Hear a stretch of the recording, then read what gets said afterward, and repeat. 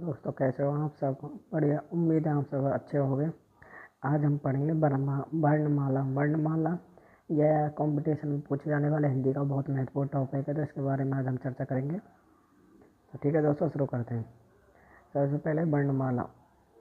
तो वर्णमाला वर्णमाला भाषा की सबसे छोटी इकाई ध्वनि होती है। भाषा की जो सबसे छोटी इकाई होती है वो ध्वनि होती है, ध्वनि।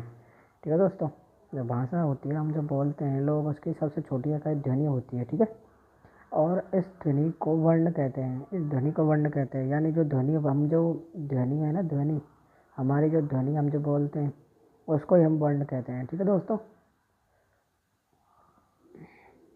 फिर आगे वर्णों के व्यवस्थित समूह को वर्णमाला कहते हैं। वर्णों के व्यवस्थित यानी वर्णों के जो सेटलमेंट है, व्यवस्थित व्यवस्थित समूह है, व्यवस्थित जो समूह है, जो ये व्यवस्थित समूह है ना, इसको ही हम वर्णमाला कहते हैं। वर्णमाला। ठीक है दोस्तों, जो वर्णों का जो व्यवस्थित समूह है ना, उसको हम वर्णमाला कहते हैं। ठीक है दोस्तों, जो वर्णों के व्यवस्थित समूह उसको वर्णमाला कहते हैं। हिंदी वर्णमाला में कुल वर्णों की संख्या 52 है। 52 यानी जो ये 52 है ना, ये वर्णमाला में कुल वर्णों की संख्या है। कुल वर्ण यानी जितने भी वर्ण हैं उन सभी की संख्या 52 यानी 52 है। ठीक है दोस्तों, हिंदी वर्णमाला को दो भागों में बांटा गया है। हिंदी वर्णमाला को दो भागों में कौन कौन से भाग बांटा गया है? फर्स्ट है स्वर और सेकंड है व्यंजन। जो उसमें पहला है वो तो है स्वर है, और जो दूसरा है वो है व्यंजन। ठीक है दोस्तों, ठीक है दोस्तों, तो स्वर और व्यंजन हो गए। तो जो वर्ण स्वतंत्र रूप से बोले जाते हैं वे स्वर कहलाते हैं। जो वर्ण स्वतंत्र रूप से यानी जिनको बोलने में किसी की सहायता नहीं ली जाती है, वे सब स्वर होते हैं। ठीक है दोस्तों, तो स्वर के प्रकार है। तो स्वर के प्रकार है, पहला है मूल स्वर। पहला है मूल स्वर, जिसको हम ह्रस्व स्वर या लघु स्वर कहते हैं। ठीक है, जिसकी मात्रा एक मात्रा होती है, जिसमें एक मात्रा लगती है, जैसे कि ए, ई, ऊ, ऋषि। ये ए मतलब कि जिनमें जो ए मतलब जो छोटी मात्रा लगती है अधिकतर। ठीक है, एक मात्रा होती है। ठीक है, अगला है दीर्घ स्वर। दीर्घ स्वर में दो मात्रा होती है। दो मात्रा में जैसे आ, ई, ऊ, ए, आई, ओ और ओह। ओह, तो ये जो अपनी जो ये सात होते हैं ना, ये सात स्वर वो होते हैं। ठीक है, जिनमें दो मात्रा होती है। और जो अपने तीसरा नंबर का जो प्लुत स्वर होता है ना, जो अपना प्लस स्वर होता है, इसमें तीन मात्रा होती है, जैसे ओम। तो इसमें ओम में देखो देखो ओम में देखो, जिसमें इसमें ओम में ओ भी आ रहा है, ओम। तो इसमें देखो देखो दोस्तों, जो इसमें देखो ओम है ना, ओम। तो इसमें ओम में देखो एक, इसमें ये ओ भी आ रहा है, ये ओ भी आ रहा है और एम आ रहा है। तो इसमें तीन तीन आ रहा है। तो ठीक है दोस्तों, इसमें तीन स्वर होते हैं। ठीक है, अब अगला है कि जिन स्वरों के उच्चारण के में बहुत कम समय लगता है। जिन स्वरों के उच्चारण में बहुत कम समय लगता है, बहुत कम यानी मतलब उन्हें बोलने में नग्न थोड़ा बहुत ही समय लगता है, वे मूल स्वर होते हैं। वे मूल स्वर कहलाते हैं। मूल स्वर या लघु स्वर या ह्रस्व स्वर, जिन्हें बोलने में थोड़ा बहुत ही समय लगता है। ठीक है दोस्तों, जैसे ए, इसमें थोड़ा सा समय लग रहा है। ई, इसमें थोड़ा समय लगता है। ऊ, ये तीनों जो स्वर है ये मूल स्वर होते हैं। ठीक है दोस्तों, अगला है जिन स्वरों के उच्चारण में ह्रस्व स्वरों से अधिक समय लगता है, यानी जिन वे स्वर जिनके उच्चारण में मूल स्वर यानी इससे अधिक समय लगता है, मूल स्वर से जो अधिक समय लगता है यानी एक्स्ट्रा स्वर टाइम लगता है, वो दीर्घ स्वर कहलाते हैं। इसका उदाहरण है आ, ई और ऊ। ठीक है दोस्तों, फिर अगला है जिन स्वरों के उच्चारण में सबसे अधिक समय लगता है, वे लुप्त स्वर कहलाते हैं, प्लुप्त स्वर कहलाते हैं। प्लुप्त स्वर यानी जिनमें सबसे अधिक, यानी इसमें जो मूल स्वर है उनसे तो अधिक समय लगेगा ही, लेकिन इसमें जो दीर्घ स्वर है ना, उनसे भी अधिक समय लगेगा। ठीक है दोस्तों, तो इनमें से जो स्वर कहलाते हैं जैसे ओम। अब इनमें स्वरों की संख्या तो 11 होती है, स्वर 11 होते हैं, और वह आयोग वाह्य स्वर दो होते हैं। आयोग वाह्य स्वर दो होते हैं। ठीक है दोस्तों, तो कुल स्वरों की संख्या कितनी हो गई है? जब 11 स्वरों की संख्या है तो टोटल स्वरों की संख्या हो गई 13। टोटल स्वरों की संख्या हो गई 13, और जो इस प्रकार हैं, तो वो 13 स्वर इस प्रकार है। तो देखो देखो देखो दोस्तों, तो 13 स्वर इस प्रकार हैं। एक मिनट। हाँ, तो 13 स्वर इस प्रकार हैं। ए आ ई सॉरी, ए आ ई छोटी ई, बड़ी ई, छोटा ऊ, बड़ा ऊ, ऋषि, ए आई ओ औ, व, अन और अह, ये 13 स्वर हैं। ठीक है दोस्तों। अनुसार के लिए अंकबिंदी और विसर्ग के लिए अह होता है। अनुसार यानी जिसमें थोड़ा बहुत आधा शब्द हो, जिसके लिए अंकबिंदी यानी ये चिन्ह आएगा, देखो ये, और जो विसर्ग होगा उसके लिए ये चिन्ह आएगा। ठीक है दोस्तों। अगला है स्वरों का वर्गीकरण। ये शॉर्ट टर्म है। स्वरों का वर्गीकरण ये रहा, देखो दोस्तों ये रहा। तो जैसे इसमें मूल स्वर है, मूल स्वर को हम ह्रस्व स्वर कहते हैं और मूल स्वर को हम लघु स्वर कहते हैं। ठीक है। तो ये ए आ ई ये 4 हैं, ये 4 हैं। अगला है अपना दीर्घ स्वर। दीर्घ स्वर में आ, बड़ी ई, बड़ा ऊ, ए और आई और ओ, ए आई और ओ, ये सब आते हैं। ये 7 होते हैं, यानी दीर्घ स्वर की संख्या 7 होती है। दीर्घ स्वर की संख्या 7 होती है। अगला है अपना दीर्घ संधि स्वर या सजातीय स्वर। सजातीय यानी वे दिखने में तो एक जैसे लगेंगे लेकिन थोड़ा बहुत अंतर होगा।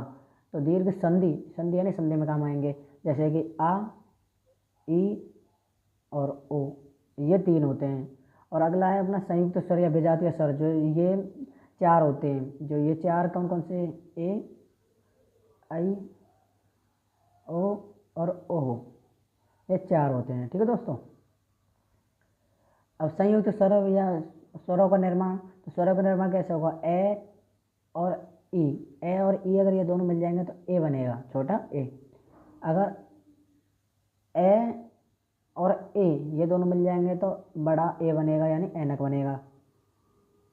ए प्लस ओ, ये छोटा ओ मिल जाएगा तो ये बनेगा ओ। और यदि ए प्लस ओ ये मिल जाएगा तो ये बनेगा बड़ा ओ। ठीक है दोस्तों। अब स्वरों का उच्चारण, स्थान। तो स्वरों का उच्चारण स्थान यानी कंठ। कंठ से ए और आ, देखो आप कंठ से ए और आ को बोलेंगे तो ये कंठ यानी गले से बोलेगा। ठीक है। अगला है तालु स्वर। तालु स्वर यानी जो अपने जीभ के नीचे का, ये इससे बोलेगा, जैसे ई और बड़ी ई, तो ये दोनों बोलेंगे। ओष्ठ स्वर यानी जो होठों से बोलेंगे, ऊ और बड़ा ऊ, तो ये होठों के द्वारा बोलेंगे। अगला है मूर्ध स्वर ऋषि, ये अपने जिब्बा से बोलेगा, जिब्बे से। ठीक है।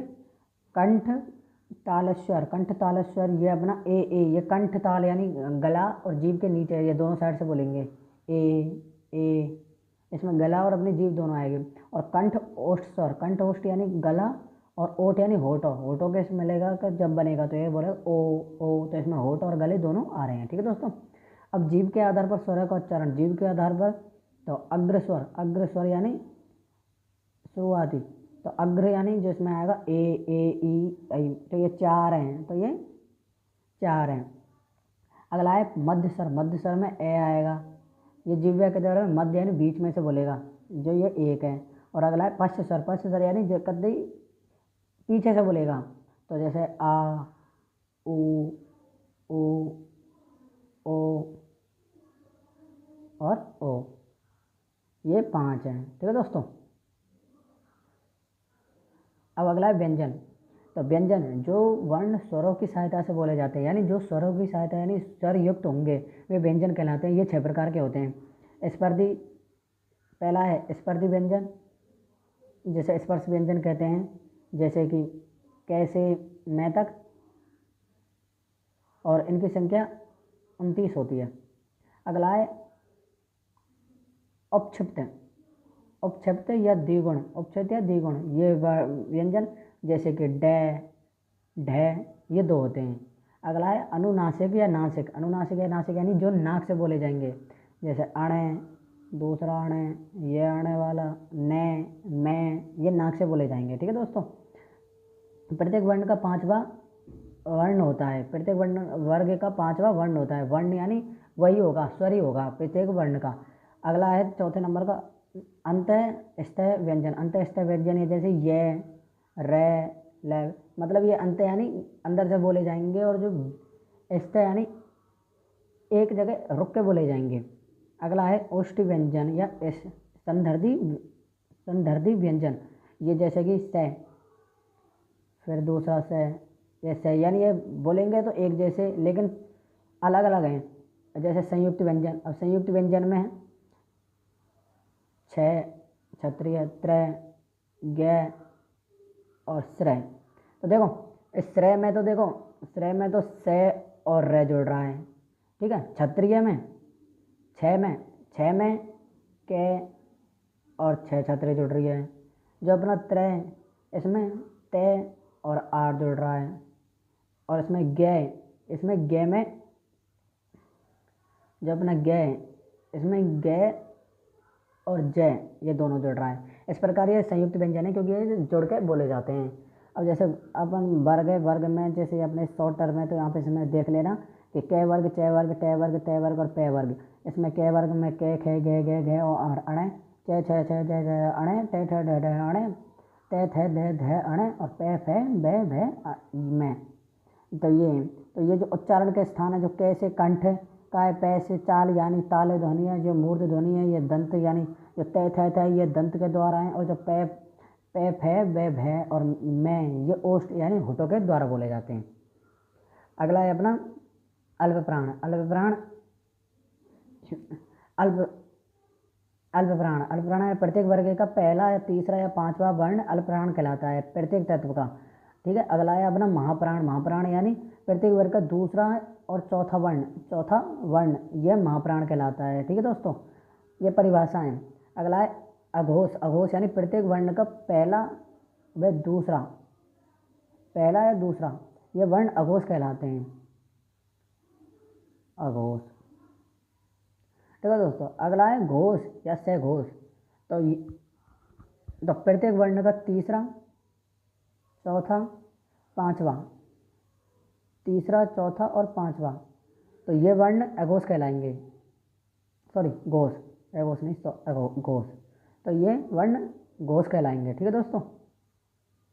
अब अपना है अंतःस्थ व्यंजन यानी ये, रे, ले, वे। तो ये किन किन भागों में बटे वो बताएंगे अब, ठीक है।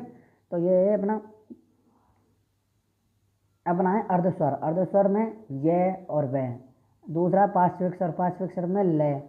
तीसरा लुंठित व्यंजन में अपने आएंगे रे।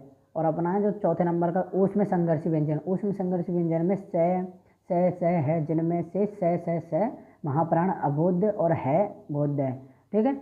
और अपना है अगला संयुक्त व्यंजन में छः, त्रय, गे और श्रय। तो अब मैंने ये बता दिया कि कौन कौन से युक्त है, ठीक है। तो जैसे कि अपना ये आगे भी आया कि संयुक्त व्यंजनों का निर्माण में जैसे क और से ये बनाए, छः और तय और रे ये बनाए, और जय और त्रय गे बनाए, और से और रे श्रय बनाए, ठीक है। अगला वर्णमाला एक नज़र में यानी शॉर्ट में। वर्णमाला के शॉर्ट में तो देखो स्वरों की संख्या 11 है, आयुक्त स्वर 2 हैं, कुल स्वरों की संख्या 13 है, और स्पर्श व्यंजनों की संख्या जो 25 है, द्विगुण व्यंजनों की संख्या 2 है, अंतस्थ व्यंजनों की संख्या 4 है, ऊष्म व्यंजनों की संख्या 4 है, और संयुक्त व्यंजनों की संख्या 4 है। तो टोटल जो कुल वर्णों की संख्या है, जो टोटल वर्णों की संख्या है 52, ठीक है दोस्तों। इस प्रकार का जो हमारा वर्ण टॉपिक है, जो हमारे कंपटीशन में आता है हिंदी में वर्ण टॉपिक, यह अपना कंप्लीट हो गया, ठीक है दोस्तों। अगर कोई भी प्रॉब्लम हो तो हमें कमेंट करके बताइए, हम आपका उसका संशोधन जरूर करेंगे।